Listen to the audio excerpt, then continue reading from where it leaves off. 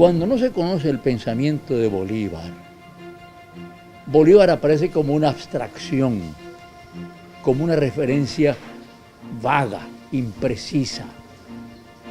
Pero cuando se conoce el proyecto de Bolívar, se da cuenta uno que reivindicar a Bolívar era la partida necesaria para reivindicar la revolución regional. Los procesos revolucionarios son revolucionarios en primer lugar porque reivindican la historia y la cultura nacional. Independientemente de que lo expliciten, que lo hagan público, que lo conviertan en una idea programática, el primer legado de Chávez es haberlo explicitado, es haber dicho: nosotros somos un movimiento bolivariano. Padre Bolívar, te traemos de regalo tu patria liberada, con bandera y un pueblo heroico que te encarna y que te vive y que te canta hoy, día de tu natalicio. Vamos a retirar esta bandera, no solo para colocarle a nuestro padre la bandera de la patria nueva con 8 estrellas, cumpliendo con su decreto de Angostura, la 8ª estrella, sino que ahora no será una bandera improvisada como la que la burguesía colocó aquí, enclaustrada, encerrada, escondida, prisionera, como estaban prisioneros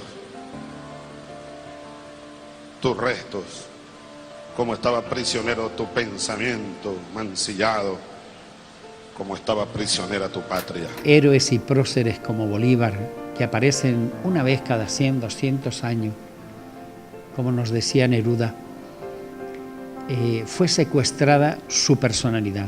Tenemos que recordar que Simón Bolívar, con el pueblo venezolano, se lanzó no solo a la defensa por la libertad, la independencia de Venezuela.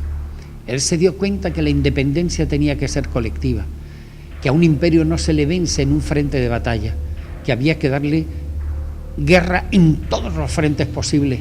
Y por eso Bolívar, contando a Panamá como un nuevo país, pues libertó 6 países con el ejército venezolano y luego los pueblos de estos países que se fueron sumando a esa gesta que se inició en Venezuela y terminó en Bolivia. Lo intentan matar en Bogotá y sale huyendo y va regresando a su patria. Hay órdenes de que no lo dejen entrar a Venezuela. Es decir, ese ejército y ese pueblo y ese país que él libertó le está negando las puertas de entrar a su propia patria. Y muere en Santa Marta, en Colombia, en casa de un español que le dio cobijo, un hombre noble que le dio cobijo en los últimos días a Simón Bolívar. Eso es quien secuestró el pensamiento, la obra de Simón Bolívar, los mismos que le cerraron la puerta de su propia patria y lo traicionaron. Cuando se hablaba de Bolívar, a esa oligarquía le daba, piquiña. ¿Por qué? Porque ese Bolívar les ponía en evidencia de lo apátridas que habían sido, que un pueblo que había entregado su sangre y su vida, de un hombre que había libertado a los esclavos, que había dado soberanía e independencia a 5 patrias y a 5 países, resulta que ellos lo habían traicionado y lo tenían que ocultar.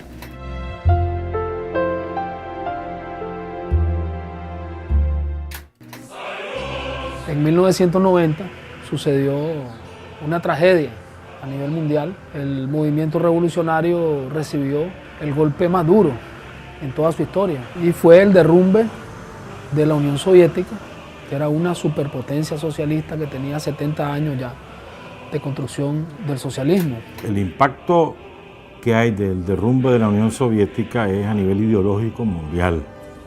Es decir, que un referente político, ideológico, económico que existía como alternativo al capitalismo se derrumba y emerge el capitalismo como que si fuese la única manera posible de realizar cualquier sociedad. Y ese es el contexto que se da a nivel mundial. Y en el caso de Nicaragua, aparecía el sandinismo como una fuerza o como una expresión ideológica extemporánea, caduca.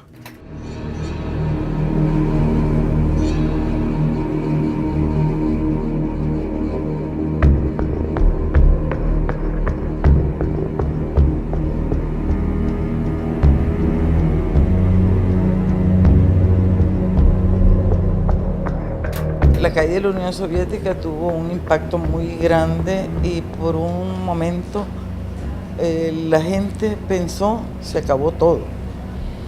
Sin embargo, fue porque no tomaron en cuenta que mientras hay revolucionarios, hay la posibilidad de una revolución. En esas condiciones tan difíciles, donde parecía que nunca más iba a triunfar una revolución en el mundo, donde parecía que las revoluciones que habían sobrevivido tenían los días contados, surge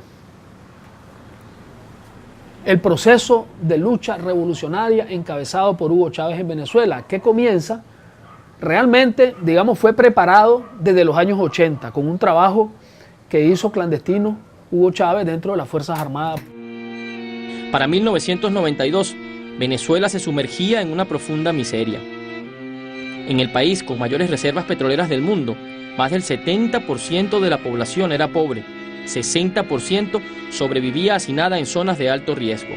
Además, las familias alcanzaban a comer una sola vez al día. Los primeros días de febrero de 1992, el presidente Carlos Andrés Pérez se encontraba en Suiza participando en el Foro Económico de Davos.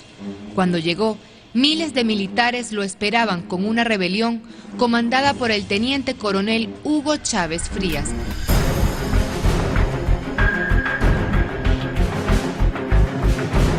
Aparentemente fracasó la rebelión militar, pero el presidente Chávez pudo dirigirse al país, que fue su condición para rendirse. Y este mensaje bolivariano va dirigido a los valientes soldados que se encuentran en el Regimiento de Paracaidistas Aragua y en la Brigada Blindada de Valencia. Compañeros, lamentablemente por ahora los objetivos que nos planteamos no fueron logrados en la ciudad capital. Es decir, nosotros acá en Caracas no logramos controlar el poder. Ustedes lo hicieron muy bien por allá, pero ya es tiempo de evitar más derramamiento de sangre, ya es tiempo de reflexionar y vendrán nuevas situaciones y el país tiene que enrumbarse definitivamente hacia un destino mejor. Así que oigan mi palabra, oigan al comandante Chávez que les lanza este mensaje para que por favor reflexionen y depongan las armas, porque ya en verdad los objetivos que nos hemos trazado a nivel nacional es imposible que los logremos. Ese por ahora abrió la esperanza de un pueblo que dijo, bueno, si es por ahora, pero tal vez más tarde sí se pueda.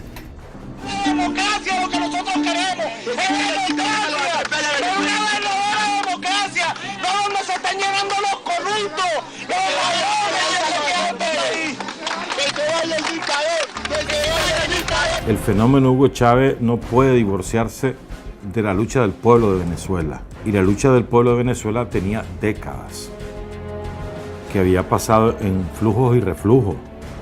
En los años 60 había un movimiento guerrillero muy importante en Venezuela, muy poderoso, que fue aniquilado por la vía militar y además aniquilaron a toda la base campesina. Hubo una represión brutal en la cual se involucró directamente la Central de Inteligencia Americana, la CIA.